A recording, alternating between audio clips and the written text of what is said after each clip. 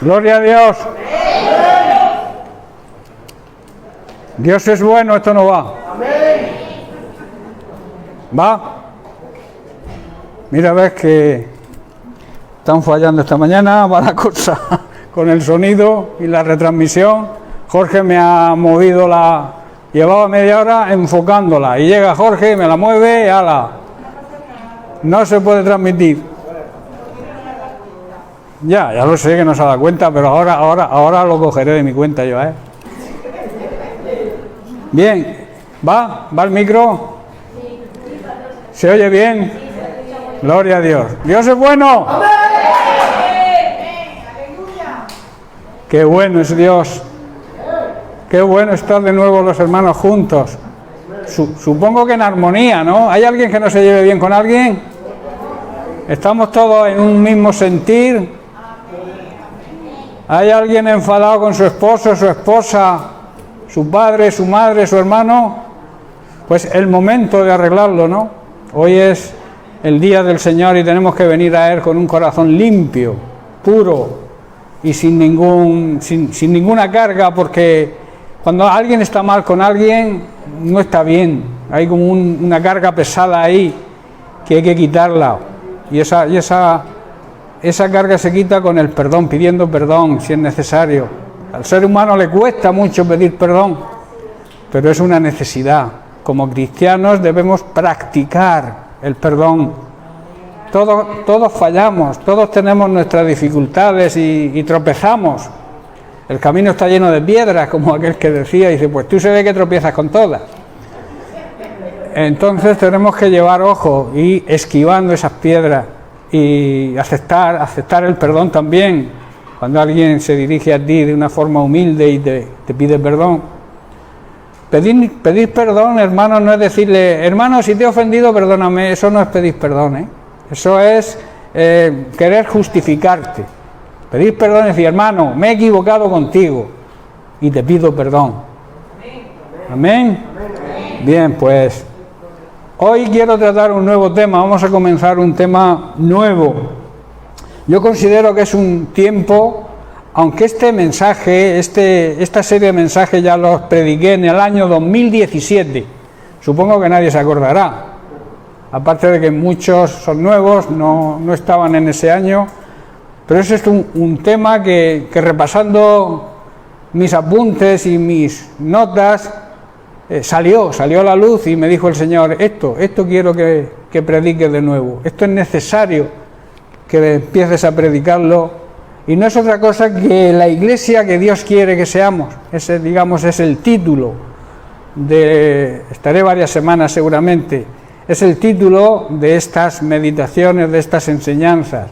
Dios quiere una iglesia, pero quiere una iglesia con unos parámetros y unos topes, unas líneas rojas que la iglesia no puede traspasar. Hoy se habla mucho de líneas rojas en política y todo esto, pero en la iglesia también hay unos topes, unas limitaciones, unos principios básicos y elementales que debemos cumplir como iglesia de Jesucristo que somos. Dios lo exige. O sea, en otras palabras, lo que debemos hacer a los ojos de Dios como su iglesia que somos. Y quiero hacer énfasis en iglesia verdadera, porque no todo el que se llama iglesia es iglesia. No todos aquellos que dicen que son la iglesia de Jesucristo son iglesia de Jesucristo. Hace poco también estuvimos tratando el tema de las falsas doctrinas, los falsos maestros, que creo que os acordaréis, ¿no? Porque eso hace menos años, eso fue hace una semana. O sea, de eso creo que está en la mente, está fresco.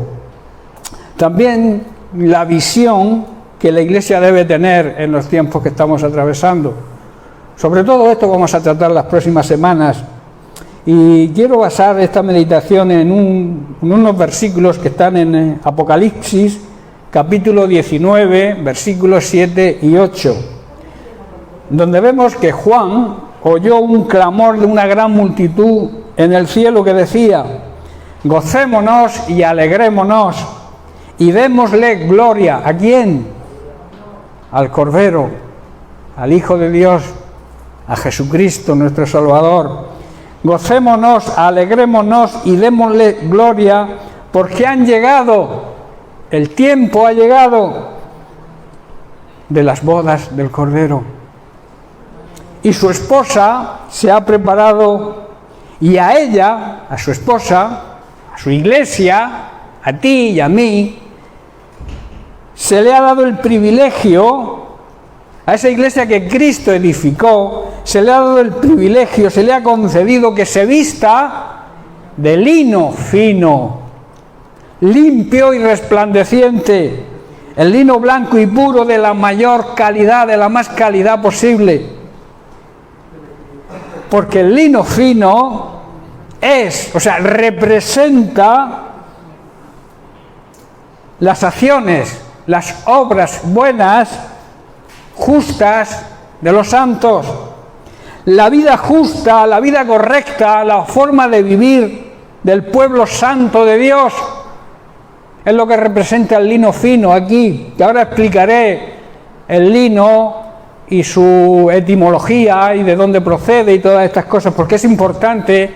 Cuando la Biblia nos compara con algo, debemos analizar ese algo y trae una gran enseñanza, ahora veréis. Entonces, el lino fino representa las buenas acciones, las buenas obras de la Iglesia. Y esas obras tienen que ser de la máxima calidad. El lino fino y resplandeciente que Juan oyó que la multitud clamaba, que deberíamos ser ese pueblo santo, esa iglesia santa. Santa significa transformada, apartada y dedicada a servir a Dios. Ahora quiero hablaros un poco, como he comentado, del lino. El lino es un material que se extrae de la misma planta del mismo nombre, de la planta del lino. Egipto es reconocido como el productor del lino más fino y más preciado que existe. Pero la historia también señala a la India y a Mesopotamia. Mesopotamia hoy es Irak, parte de Siria y Turquía, precisamente donde más persecución hay de los cristianos. Qué tremenda paradoja, ¿verdad? Y estos lugares eran los lugares donde primera vez se empezó a procesar la planta del lino. También se reconoce a Egipto como el mayor productor entre los más antiguos. El volumen de producción de la planta era extraordinario y en Egipto las plantaciones eran enormes. Como resultado natural, de aquí la bendición del Nilo, como resultado natural de las inundaciones que cada año produce el río Nilo, que riega todas las riberas del río y entonces se puede producir. Y entonces utilizaban esas inundaciones para hacer grandísimas plantaciones de lino y luego venderlo a un gran precio. El lino de Egipto era de tan excelente calidad, que también se empleaba en fabricar cortinas, colchas y cosas delicadas de gran precio. En la fabricación del éfod, no sé si sabéis lo que es el éfod. El éfod es la prenda ornamental que vestían los sacerdotes hebreos, y siempre en esas prendas se prefería el lino. Había dos clases de éfod: el de los sacerdotes, sencillo, un éfod sencillo, y el otro adornado con broches de oro y anillas para sujetar el racional. El racional era la ornamenta del sumo sacerdote para entrar en el lugar santísimo. Y ahí, en esas piedras preciosas, estaban grabadas los nombres de las 12 tribus de Israel. También muchas de las túnicas tan populares entre los hebreos se tejían con lino de la mayor calidad y se usaba para las mitras. Una mitra era las togas, las prendas que cubrían la cabeza en las grandes solemnidades. También los cinturones, las tiaras era un gorro alto que significaba la realeza, que también se ponían los sacerdotes en las ceremonias grandes y de gran pompa. Y los calzoncillos, que no hace falta que lo explique lo que es, ¿verdad? Todo eso podemos verlo en el libro de Éxodo. Estudiando ese libro veremos que todo esto es así. La finura y la delicadeza del lino que se elaboraba en Egipto, hizo de este material el favorito también de los grandes ropajes de los aristócratas. A José precisamente se le honró de parte del faraón que se le vistiera con ropas de lino finísimo. Era una honra vestir a las personas con este tipo de ropa, fabricadas con ese lino finísimo. Cosa semejante lo vemos en el libro de Esther. Vemos que se hizo con Mardoqueo allá en Persia. Jesús también, al exponer la parábola del rico y del pobre, el pobre Lázaro, empleó también la frase de lino fino para destacar la extrema riqueza de este hombre rico. Bien, ya sabemos más o menos lo que es el lino. Ahora vamos a ver cómo se aplica eso a la vida del creyente, a la vida de la iglesia. Como hemos leído, a la iglesia verdadera, hago énfasis en verdadera, Dios le concede un gran privilegio, que es asistir, y nada más y nada menos que como la novia, asistir a las bodas del Cordero. Para eso es necesario una vestimenta súper extraordinaria. La vestimenta es nuestra manera de vivir. Recordar los mensajes que traje hace unas semanas también hablando de la vestidura del creyente, ¿verdad? Cómo debe vestirse. Por eso dice que la vestimenta de la iglesia tiene que ser de la máxima calidad. La forma de vivir de la iglesia tiene que ser pura, santa. Sin santidad siempre hemos leído en la Biblia que nadie podrá ver a Dios, y menos la novia del Cordero podrá casarse con el novio, con Jesucristo, en estas bodas del Cordero que tendrán lugar en el momento de la segunda venida de Cristo. En ese tiempo también se producirán las bodas, esas bodas del novio Jesucristo con su iglesia. Y para eso tenemos que vivir de una manera diferente a como vive el mundo y la sociedad en que vivimos. En la iglesia debe ser una iglesia pura, santa, resplandeciente, como el lino fino. De ahí la comparación que vemos en el libro de Apocalipsis, de lo que representa el lino fino, las buenas obras, la buena manera de comportarse un hijo de Dios, la forma correcta de comportarse la iglesia de Jesucristo en estos tiempos. La iglesia de Jesucristo no puede andar mirando internet, cosas que no debe ver. La iglesia de Jesucristo tiene que vivir en santidad, respetar los matrimonios, los esposos a las esposas y las esposas a los esposos. Debe haber honra, como oíamos el domingo. El esposo debe honrar a la esposa y la esposa debe honrar al esposo. Cuando tú estás mirando en internet algo que no debes mirar, estás deshonrando a tu esposo o deshonrando a tu esposa. No sé si me estáis entendiendo. La iglesia de Jesucristo no puede vivir así. El lino fino representa las buenas obras, el buen comportamiento de la iglesia. Y si tú quieres ser la esposa del Cordero, tienes que presentarte con esa vestimenta limpia. Para eso está la sangre de Cristo que nos lava, nos limpia de todo pecado. Agárrate a eso. Todos tenemos fallos, todos tenemos equivocaciones. David cometió muchos errores, cometió muchos pecados, pero tenía un corazón de acuerdo al corazón de Dios y sabía arrepentirse, pero se arrepentía de verdad. Yo te pregunto, cuando tú haces algo que no debes, ¿te arrepientes o simplemente sientes remordimiento? No sé si estoy tocando algún tema que a alguno le está hiriendo, pero tengo que confesar que el Señor me lo está mostrando, que debo hablar de la limpieza de la iglesia. Los ojos contaminan el espíritu. Los ojos físicos contaminan tu espíritu, tu interior, lo que realmente eres. Así que lleva cuidado con lo que miras y lo que ves y de la forma en que miras. Hay personas que tienen mirada sucia.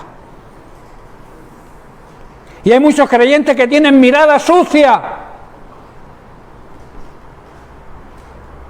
Debemos, hermanos, vivir en santidad, como Cristo demanda de su novia, la Iglesia. ¿Qué es una persona justa? ¿Qué entendemos por justo? Además de ser justificados por la sangre de Cristo, que eso se nos llena la boca de decir, he sido justificado por Cristo. Pero eso trae unas obligaciones. Cuando Cristo te justifica y te limpia de tu pecado, trae unas consecuencias. Que esas consecuencias es que tu vida, la vida justa, la vida de un justo, es la vida de aquel que vive de acuerdo a toda la palabra de Dios, no a una parte. Que a veces como arrancamos hojas de la Biblia, lo que me interesa, bien, pero lo que no me interesa ni lo miro. La Biblia es palabra de Dios desde Génesis hasta Apocalipsis. Y la Iglesia de Jesucristo debe ser limpia, pura, vivir en santidad. Si no, no te puede llamar iglesia. Los creyentes verdaderos pueden experimentar, hermanos, una comunión cercana, hoy eterna con Dios desde el momento en que nos convertimos. Ya podemos tener una buena relación de intimidad extraordinaria con el Señor. Pero cuando el novio regrese para desposar a la novia y llevarla a una nueva tierra, cuando se lleve a cabo el compromiso, esa comunión va a superar con creces cualquier cosa que podamos estar experimentando hoy. No sé si entendéis. Lo que estamos experimentando hoy, aquellos que tienen una buena relación de intimidad con Dios, es bueno, pero no se puede comparar con la relación que tendremos cuando se lleve a cabo el compromiso de las bodas del Cordero con su iglesia. No lo podemos ni imaginar, hermanos. Ni imaginar podemos eso. Ahora, yo haría las siguientes preguntas a la iglesia, a los que se consideren iglesia. ¿Has aceptado la propuesta de matrimonio de Cristo? Porque claro, Cristo se ha declarado a su iglesia como que la ama y lo ha demostrado. Cristo ha dicho, yo quiero que seas mi esposa, para eso te he comprado, te he redimido, he dado mi vida, he resucitado, te he regalado la salvación. Pero tú quieres ser mi esposa. Esa es la pregunta para la iglesia hoy. ¿Hemos aceptado el compromiso de Cristo, de ser la esposa de Cristo? Iglesia, ¿te has preparado como una novia que se prepara para su novio en el día de la boda? Yo siempre digo que ninguna novia se presenta el día de su boda despeinada, con el vestido sucio, descalza. Nadie se presenta así a una boda, ¿verdad? Pues imaginaos en las bodas del Cordero cómo tiene que presentarse la novia, la iglesia. Limpia, bien peinada, bien adornada, bien perfumada, para que el novio diga, esta es mi esposa, por la que tanto he dado y tanto he peleado por ella. ¿Podrá decir Cristo eso el día de las bodas del Cordero, que por cierto están cerca? Porque la segunda venida está ahí. Y ese es el tiempo de las bodas del Cordero.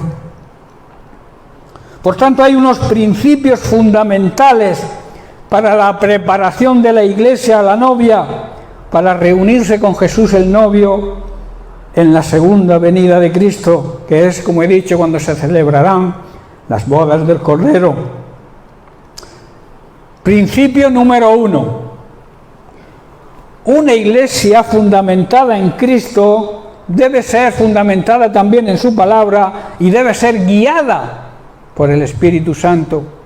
Ese es el primer principio que debe regir la iglesia verdadera de Cristo.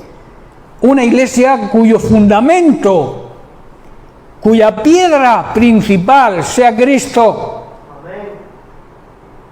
No nadie otro, no hay otro fundamento. Nadie puede poner, como ahora veremos, otro fundamento que el que ya está puesto, que es Cristo. También debemos fundamentarnos en la palabra de Dios, no en opiniones de hombres, no en filosofías, no en muchos disparates que algunos hombres hablan sobre la palabra de Dios, sino debemos fundamentarnos en la doctrina de los apóstoles, la palabra de Dios pura y sin adulterar, esa leche que necesita todo creyente para alimentarse y crecer espiritualmente de una manera correcta, y también ser guiada por el Espíritu Santo. Vamos a desarrollar, no sé si nos dará tiempo hoy, pero no importa, seguiremos. Vamos a desarrollar todos estos puntos y estas consideraciones. La primera, Cristo es el fundamento. ¿El fundamento? ¿Qué es el fundamento? Donde nos fundamentamos para empezar algo, ¿verdad? Es como se podría decir el cimiento de una obra. La piedra angular que los arquitectos llaman, esa piedra, que sobre esa piedra se levanta el edificio. Si no existe esa piedra angular, esa piedra principal, el edificio se puede venir abajo, ¿verdad? Entonces, Isaías, capítulo 28, versículo 16, dice: por tanto, el Señor dice de esta manera: he aquí yo he puesto en Sión, el Sión espiritual hoy es su iglesia, he puesto por fundamento, por cimiento, una piedra, pero una piedra que ha sido probada, una piedra principal, preciosa, de gran precio, de un cimiento estable. Y añade: el que creyere, no se apresure, no se agobie, porque está sentado, está basado en el principio, en el principal cimiento que es necesario para edificar nuestra vida cristiana. Dicho de otra manera, en otra traducción dice: por tanto, esto dice el Señor que es soberano. Miren, presten atención, he puesto una piedra por cimiento en Jerusalén, en su iglesia hoy, una piedra sólida y probada. Es una piedra preciosa sobre la cual se puede construir con seguridad. Hoy en día se habla mucho de inseguridad, las personas no están seguras de nada. Y más con estas nuevas ideologías que están metiendo los jóvenes, están perdiendo hasta su propia identidad, no están seguros si son chicos, si son chicas, lo que van a ser. Todo esto son los disparates que comentaba antes, que el hombre, el ser humano, fundamenta en sus pensamientos, un pensamiento, una idea. No es biología, como expresaba el otro día, no sé si lo habéis oído en un Pan de Vida diario. La biología va en contra de la ideología. Biológicamente se nace niño, se nace niña. Ahora, una idea de un espabilado por ahí, de un, yo qué sé, de un zumbao, porque no se puede llamar de otra manera a alguien que diga que un niño puede cambiarse a niña o una niña a un niño, cuando biológicamente eso es imposible. Pero son ideas. Y las ideas chocan con la biología. Esto está demostrado, no hablo ya de un tema espiritual, sino de un tema real, la biología como una ciencia. La biología no admite más sexos que hombre y mujer, porque la biología es la ciencia que estudia a los seres vivientes, a los seres que tienen vida. Bien, pero eso es otro tema. Bueno, da seguridad. Esa piedra angular nos da seguridad. Y dice: el que crea jamás será sacudido. Y en Efesios capítulo 2, versículo 20, Pablo también habla de este cimiento sólido, de esa piedra principal donde podremos edificar nuestra vida cristiana. Dice así: edificados sobre el fundamento ¿de qué? De los apóstoles. La doctrina que los apóstoles recibieron del propio Jesús. Y dice, y los profetas, siendo la principal piedra de ángulo Jesucristo mismo. Toda aquella vida cristiana que no esté fundamentada en la roca que es Cristo, es una vida insegura. Cualquier tormenta puede derrumbar esa vida. Pero si tú estás edificado sobre la roca, sobre Cristo, te vendrán los mismos problemas como ahora veremos, te vendrán las mismas dificultades, pero esa casa, esa vida no va a caer, no va a ser sacudida, como dice el profeta Isaías. En Lucas capítulo 6, versículos 46 al 49, Jesús declara: ¿por qué me llamáis Señor, Señor, y no hacéis lo que yo os digo? ¿Por qué me llamáis Señor, Señor? ¿Por qué muchos creyentes oran: Señor, Señor, concédeme esto, dame esto, necesito esto, pero no obedecen su palabra? Es lo que está diciendo Jesús. ¿Por qué me llamáis Señor? ¿Por qué me llamáis que soy vuestro dueño, pero no me obedecéis? Versículo 47. Todo aquel que viene a mí y oye, oír en la Biblia significa también obedecer y prestar atención, oye mis palabras y las hace, os indicaré a quién es semejante. Versículo 48, semejante es al hombre que al edificar una casa, cavó y ahondó, y puso el fundamento, ¿dónde? Sobre una roca. Y cuando vino una inundación, el río dio con ímpetu contra aquella casa, pero no la pudo mover, porque estaba, ¿qué? Fundada, cimentada sobre la roca. Y el versículo 49, mas el que oyó y no hizo. Hay muchos oidores, hermanos, y pocos hacedores. El problema de hoy en día en la iglesia es esa, que oímos, pero no hacemos caso. Oidores olvidadizos, como decía el apóstol Santiago. Oímos, pero predíqueme usted, Padre, por aquí me entra y por aquí me sale. Oidores, pero no hacedores. Y la Biblia enseña que debemos ser hacedores de la palabra de Dios. Dice, y entonces este hombre fundó su casa sobre la arena. Y vino el río con ímpetu y luego cayó. ¿Y qué dice? Fue grande su ruina. Fue grande la ruina de aquella casa. Hermanos, el ser humano solo tiene dos maneras de edificar. Solo tiene dos maneras de planificar su vida. Solamente tiene dos cimientos, dos fundamentos, dos pilares. Uno, en Cristo, la roca, la verdad. Edificar la vida sobre la verdad, que es Cristo, y no sobre las mentiras.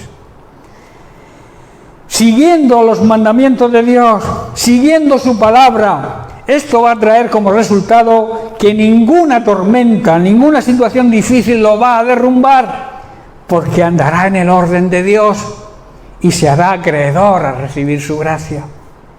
Qué importante que entendamos esto, hermanos. Esa es la primera manera de edificar. La segunda, puedes hacerlo de esta manera: confiar, poner tu fundamento, tu cimiento en lo que el mundo ofrece, en el mundo. Construir y edificar nuestra vida sobre lo que nos ofrece este sistema mundano que vive de espaldas a Dios. Esto es edificar sobre la arena, sobre la mentira. Porque ¿quién gobierna este mundo? ¿Quién es el príncipe de este sistema mundano que no cree ni acepta a Dios? Satanás. ¿Y quién es Satanás? El padre de la mentira. Por eso puedes edificar tu vida en la verdad, en Cristo, o en la mentira, que es Satanás, que es el príncipe de este mundo. No hay dos opciones, o sea, no hay más opciones que esas dos.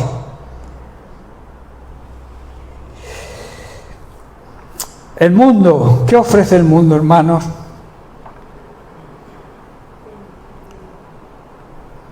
pecado, contaminación, tinieblas, ignorancia, engaño. Eso es lo que ofrece este mundo, este sistema mundano. ¿Y qué ofrece Cristo? Paz, paz con Dios, esa paz que sobrepasa todo entendimiento, esa seguridad que nos da estar en las manos del Señor, esa seguridad que nos da edificar sobre Cristo, edificar sobre la verdad.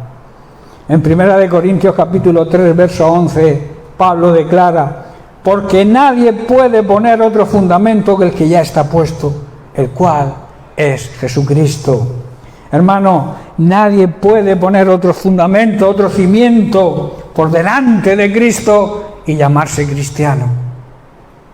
Si tú pones otra cosa en tu vida como fundamento que no sea Cristo, no te permita llamarte cristiano, porque no lo eres. Porque el cristiano verdadero pone a Cristo como fundamento de su vida. Basa su vida en la palabra de Dios, que es Cristo, el Verbo hecho carne. Jesucristo es la palabra, el Verbo de Dios hecho un ser humano. Y cuando tú pones tu vida, lo pones eso, la palabra de Dios la pones como el cimiento, la base de tu vida no va a ser derrumbada. Vendrán tormentas, claro que vendrán tormentas. Lo mismo que al que edifique sobre la mentira también le vendrán tormentas. Pero si tú estás edificado sobre la verdad, sobre la roca, sobre la palabra de Dios, sobre Cristo, tú no vas a caer. Porque estás bajo la gracia de Dios. Estás bajo el poder que te capacita para superar cualquier dificultad y cualquier problema, por muy grande que sea. Esa es la gracia de Dios, hermanos, y yo creo que se merece un aplauso.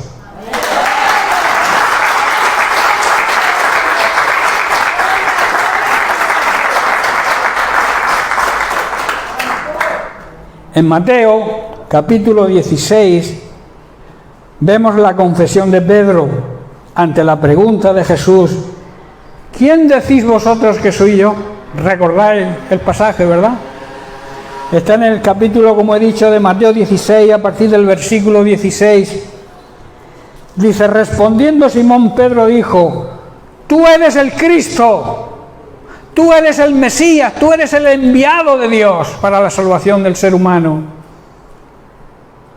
el Hijo del Dios viviente, el Hijo que vive y da vida.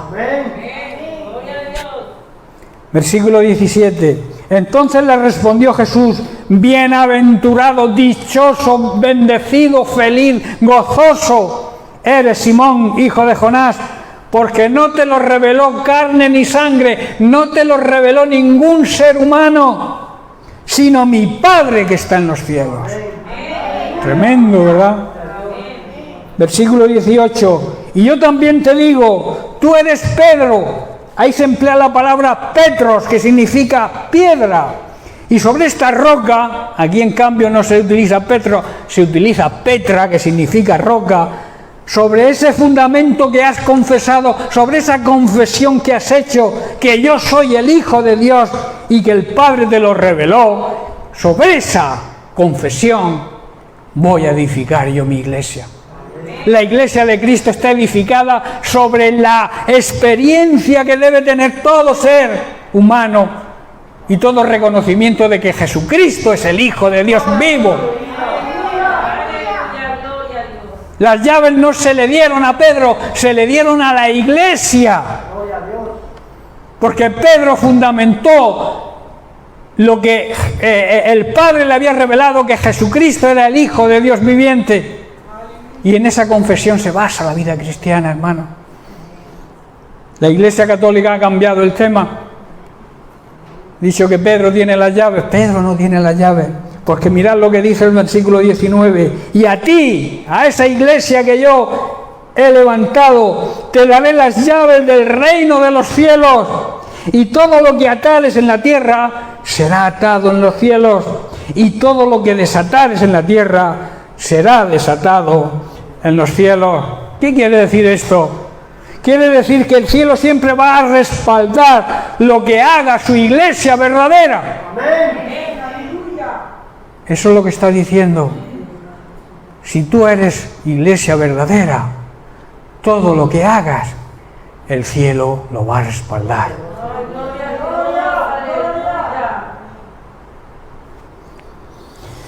Segunda consideración, nuestra raíz, donde debemos echar raíces, es en la palabra de Dios. En Juan capítulo 8, versículos 29 al 32 leemos, dice Jesús, porque el que me envió conmigo está. No me ha dejado solo el Padre no deja solo nunca al Hijo. Si tú eres hijo de Dios, nunca estarás solo. Amén. Dios está de tu parte, Dios está contigo, Dios camina contigo. También la Biblia dice que nosotros somos la morada, el templo donde habita el Espíritu Santo. Amén. Y el Espíritu Santo es Dios. O sea que Él está con sus hijos, no los deja. Lo mismo que dice Jesús, a mí no me dejó mi Padre, ¿por qué no lo dejó el Padre? Dice, porque yo hago siempre lo que le agrada. Amén. ¿Quieres que el Padre te acompañe siempre? ¿Quieres que Dios esté siempre de tu lado? Haz lo que le agrade a Él. Y siempre lo tendremos a nuestro lado. No es difícil entender la Biblia, si queremos entenderla, claro. Si tú quieres que el Padre camine contigo, tienes que hacer las cosas que a Él le agradan. Versículo 30. Hablando estas cosas, muchos creyeron en Él. Entonces dice el versículo 31, dijo entonces Jesús a los judíos que supuestamente habían creído en Él, si vosotros, y esto es también para hoy, para nosotros, para su iglesia, si vosotros permanecéis en mi palabra, si sois fieles a mi palabra, si sois obedientes a mi palabra, seréis verdaderamente mis discípulos. ¿Qué quiere decir? Demostraréis que sois mis discípulos. Demostraréis que habéis aprendido de mí. Porque un discípulo es aquel que aprende de un maestro. Nuestro maestro es Jesucristo. Y vamos a demostrar que verdaderamente hemos aprendido de Él obedeciéndole. No hay otra manera. Versículo 32. Y conoceréis la verdad. Y la verdad que dice, os hará libres. ¿De qué nos hace libres Dios? ¿De qué nos hace libre la verdad? ¿De qué nos hace libre Jesucristo? De la mayor atadura que el ser humano tiene hoy en día, que es la atadura del pecado. ¿Tú quieres ser libre del pecado? Ten intimidad. Conocer la verdad significa tener intimidad con Jesús, tener intimidad con Dios. Cuando tú tienes esa intimidad, esa relación íntima con el Señor, esa verdad te va a hacer libre de la mayor atadura que existe, que es la atadura del pecado. Y también de cualquier otra atadura, pero claro, ¿de qué te sirve que te desates de la droga si sigues pecando? ¿De qué sirve que te desintoxiques del tabaco si sigues pecando? La prioridad es dejar la esclavitud del pecado y detrás viene todo lo demás. La verdad, Cristo te va a hacer libre. Jesús explica este versículo, precisamente este versículo, de la siguiente manera en Juan 8:34, en el versículo 34. Jesús contestó, les digo la verdad. Jesús siempre hablaba la verdad, Él era la verdad personificada. Todo el que comete pecado, todo el que practica el pecado de forma habitual, es esclavo del pecado. Ahí está explicando el versículo 32 que dice, conoceréis la verdad y la verdad os hará libres. El mismo Jesús lo explica. Aquel que está atado al pecado, aquel que peca continuamente, aquel que tiene la adicción al pecado, es esclavo del pecado y de las consecuencias, claro. Jesús aquí está diciendo que si realmente le conocemos, si tenemos esa intimidad con Él que debemos tener, si somos fieles a su palabra, seremos libres de esa mayor esclavitud que es el pecado. Debemos saber, hermanos, y debemos arraigar, echar raíces de nuestra vida, en nuestra vida cristiana, en confesar y reconocer a Jesucristo como la palabra de Dios encarnada en un ser humano, en la persona de Jesucristo. Y como Jesucristo piensa y siente de la misma manera que el Padre, la otra persona de la divinidad, de la Trinidad, nosotros debemos permanecer en Él, debemos ser fieles y obedecer su palabra, y así demostraremos que somos sus discípulos, demostraremos que hemos aprendido del Maestro. Luego Jesús mismo nos hace una tremenda promesa. La Biblia está llena de promesas, a mí me encantan las promesas de Dios. En Juan 15, versículo 7, Jesús declara: si permanecéis en mí, que quiere decir si permanecéis fieles a mí, si permanecéis fieles a mi palabra.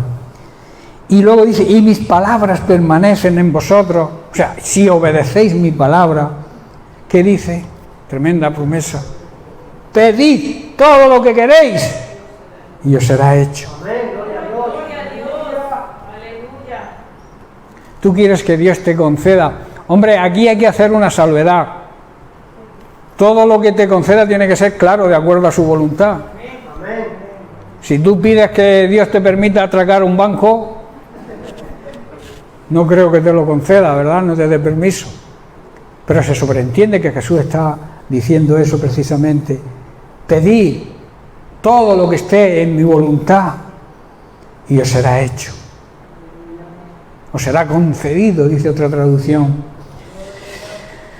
Recordemos que cuando obedecemos hay, digamos, como 3 condiciones para que la obediencia sea real y verdadera. Que la obediencia tiene que ser total, no en parte. Si Dios te dice algo, tienes que obedecerlo todo. Obedecer en parte sigue siendo desobediencia. También tiene que ser pronta. O sea, cuando Dios te lo dice, no cuando a ti te venga bien. Si Dios te dice haz esto y hazlo ya, no esperes a mañana, hazlo ya. Porque si no es pronta, también es desobediencia. Cuando Dios te manda algo, tienes que hacerlo. Y por último, esa obediencia tiene que ser sin condiciones. Tú no le puedes poner condiciones a Dios. Si Dios te dice hazlo, haz esto, hazlo. No le digas, no, Señor, primero tienes que hacer esto, primero tienes que... No, sin condiciones. La obediencia no puede poner condiciones a Dios. Cuando tú prestas la obediencia de esa manera, de una manera total, rápida, con diligencia y sin pedirle condiciones a Dios, Dios te va a proveer y puedes pedir lo que necesites, que Él te lo va a conceder. Por eso debemos rechazar todo aquello que no venga de la palabra de Dios. La tercera consideración, y hoy la vamos a dejar aquí, vamos a profundizar un poco porque es una condición que lleva prácticamente una predicación completa. Quiero marcar, digamos, las pautas sobre este punto porque es sumamente importante en el tiempo en que vivimos. ¿Sabéis que estamos viviendo en la dispensación del Espíritu Santo? Jesucristo el Hijo cumplió su misión. El Padre la sigue cumpliendo desde siempre, dirigiendo el universo desde el cielo. Pero hoy es la dispensación del Espíritu Santo. Hoy quien sigue la obra de Jesucristo es el Espíritu Santo, que vive y mora en nosotros, en la novia, en la esposa del Cordero. Por tanto, nuestro guía es el Espíritu Santo. Debemos dejarnos guiar por el Espíritu Santo de Dios, hermanos. 1 Corintios 6:19, Pablo enfatiza que nosotros somos la morada del Espíritu Santo. Dice así: ¿o ignoráis que vuestro cuerpo es el templo del Espíritu Santo, el cual está en vosotros, el cual tenéis de Dios, y que no os pertenecéis, no sois vuestros? Y el versículo 16 de 2 de Corintios dice: ¿qué acuerdo, o sea, qué comunión hay entre el templo de Dios, nuestro cuerpo, nosotros, su iglesia? Porque el templo es de una manera individual como creyente, pero de una manera colectiva el cuerpo de Cristo es, digamos, la iglesia. Entonces, como individuos y como iglesia, ¿qué relación, qué acuerdo, qué amistad debe haber entre el templo de Dios y los ídolos? ¿Sabéis que un ídolo es aquello que anteponemos a Dios? Y a veces, ojo, nuestra idolatría es hacia nosotros mismos. Egolatras, somos ególatras. Ego, yo, latras. Nos idolatramos a nosotros mismos. Nos ponemos a nosotros por delante de Dios, dicho de otra manera, para que lo entendáis. No podemos ponernos por delante de Dios. Dios tiene que ir por delante, porque Él habita en nosotros. El Espíritu Santo debe guiarnos porque hace morada, vino a hacer morada cuando nos convertimos a nosotros. Entonces no puede haber acuerdo entre el templo de Dios, su iglesia, nosotros, con los ídolos. Dice, porque vosotros, vuelvo a hacer hincapié Pablo, porque vosotros sois el templo del Dios viviente. Como Dios dijo, habitaré y andaré en medio de ellos, y seré su Dios, y ellos serán mi pueblo. Gran promesa del Señor, ¿verdad? Debemos saber que el Espíritu Santo no es como un mueble. Algunos lo tienen como un adorno, como un florero, como una maceta. El Espíritu Santo no es algo más, es mucho más. El Espíritu Santo es Dios que mora en nosotros. Ese privilegio no lo tenía la iglesia primitiva, porque estaban en la dispensación del Hijo de Jesucristo. Hoy nosotros tenemos el gran privilegio de ser el templo donde habita Dios, donde habita el Espíritu Santo. Entonces, no podemos tenerlo como un simple mueble, un adorno, un florero.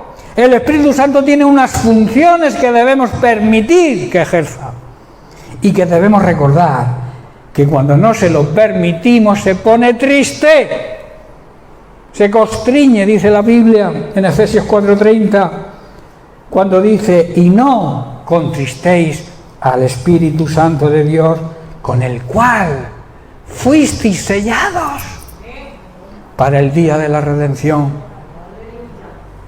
Tremendo, ¿verdad? Tú y yo tenemos el sello del Espíritu Santo, la marca del Espíritu Santo, hemos sido sellados. Yo cuando oigo esto, veo como la gente se pone un sello en la mano para entrar o salir a algún sitio, algún concierto, alguna cosa, ¿no? Muchas veces te ponen un sello, ¿eh? No sé si lo habéis experimentado vosotros, cuando habéis ido a algún concierto o que para poder entrar y salir te tienen que poner un sello. Pues nosotros somos sellados por el Espíritu Santo para tener acceso a la presencia de Dios. Qué tremendo, ¿verdad? Bueno, pues lo vamos a dejar aquí y la semana que viene seguiremos hablando y estudiando las funciones del Espíritu Santo, que como he dicho no es la de un florero ni la de un mueble. El Espíritu Santo tiene unas funciones tremendas y seríamos sabios de aplicarlas a nuestra vida. Pero eso lo veremos la semana que viene. Amén. Bien, pues muchas bendiciones para todos. Démosle un aplauso al Señor fuerte.